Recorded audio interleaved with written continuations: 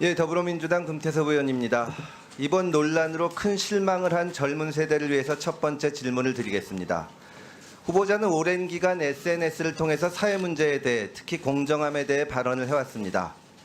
극심한 경쟁에 시달리는 젊은이들은 후보자의 발언을 보면서 그래도 이 세상에는 가치를 지켜가며 사는 분이 있구나, 본보기가 되는 분이 있구나라는 생각을 해왔습니다. 그런데 후보자가 지금까지 해온 말과 실제 살아온 삶이 전혀 다르다는 것을 알면서 충격을 받은 겁니다.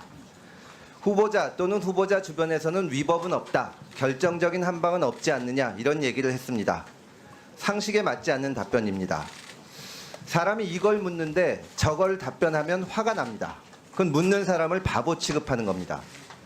후보자는 금수저는 진보를 지향하면 안 되냐, 이른바 강남좌파는 많을수록 좋은 것 아니냐라고도 했습니다. 역시 엉뚱한 답입니다.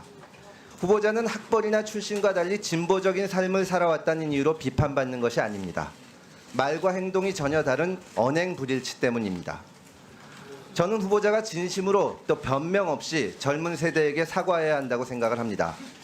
후보자가 우리 세대의 대표적 지식인으로 꼽혀온 것을 생각하면 저도 진심으로 미안한 생각이 듭니다. 후보자는 개혁주의자가 되기 위해 노력했지만 아이 문제에는 불철저하고 안이한 아버지였음을 고백한다라고 말했습니다. 저는 그 얘기를 보고 깜짝 놀랐습니다. 거기서 개혁주의자가 왜 나옵니까? 어제 우연히 젊은이들을 만나서 식사를 했는데 조국 후보자의 가장 큰 단점이 무엇이냐고 물었더니 공감 능력이 없는 것 아닌가요? 라는 답변을 들었습니다. 모두 발언에서 사과하셨지만 후보자는 이 자리에서 지금까지의 언행불일치 그리고 젊은이들의 정당한 분노에 대해서 동문서답식의 답변을 한 거에 대해서 동문서답식의 답변을 해서 상처를 깊게 한 것에 대해서 진심으로 사과할 생각은 없으신지요? 예, 있습니다. 네, 연장선상에서 묻겠습니다. 이중 기준의 문제입니다. 후보자가 지금까지 인터넷에 올린 많은 SNS에 대해서 비난이 쏟아지는 것은 바로 우리 편을 대할 때와 남의 편을 대할 때 기준이 다르고 따라서 편가르기를 했다는 점에 있습니다.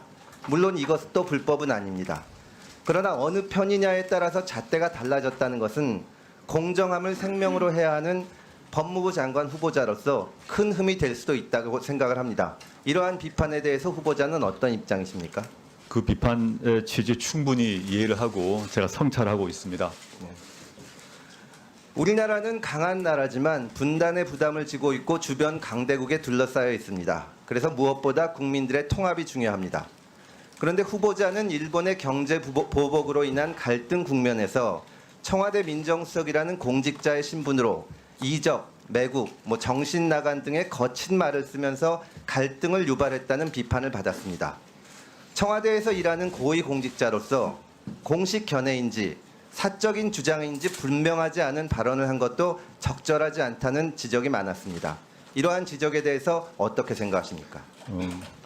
당시 맥락이 좀 있었습니다만은 돌아보았을 때 거친 발언이었다고 생각하고 있습니다.